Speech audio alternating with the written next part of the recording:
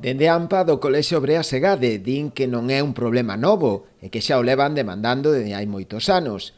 Sinalan que o centro educativo construído xa hai 40 anos presenta innumerables deficiencias que deben ser solucionadas dunha vez por todas. Segundo eles, xa toca e non valen máis parches. Pídenlle ás administracións con competencias, nomeadamente a Consellería de Educación, que tome cartas no asunto. Tuberías de agua, ventanas, caldeira, plaquetas que caen, que se están desprendendo todas, o que é todo, o pasamans, todo o que hai alrededor, estás tamén solto. En unha desas un rapaz cólgase e cae abaixo.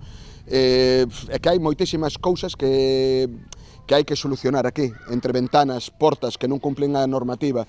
Hai algún problema de accesibilidade de algún neno que queira, que con problemas de mobilidade, queira acudir ao noso centro, non pode. Cando temos todas as facilidades do mundo para que se poda poñer ou un ascensor, ramplas e todo eso, porque a normativa é o que di. Pero os problemas que denuncian non afectan tan só as infraestructuras. Dende o colectivo aluden tamén ás carencias en materia educativa.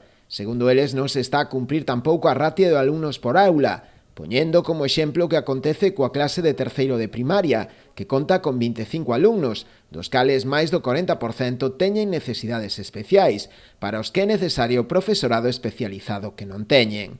Seguramente, antes de que termine o curso, outro neno xa teña tamén os papeles. Estamos falando de 2 nenos con unha minusvalía dun máis dun 33%.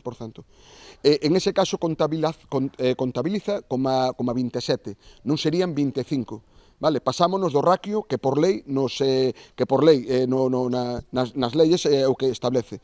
Non nos están facendo absolutamente caso ningún. No último pleno, a entidade trasladou tamén esta problemática á Corporación Municipal, na busca de apoios, conseguindo o respaldo unánime de todos os grupos con representación municipal. O que vamos a facer é que queremos unha solución ya, porque senón os nenos seguramente en setembro non van a ir ao cole, porque nos vamos a opoñer todos. Isto é un peligro.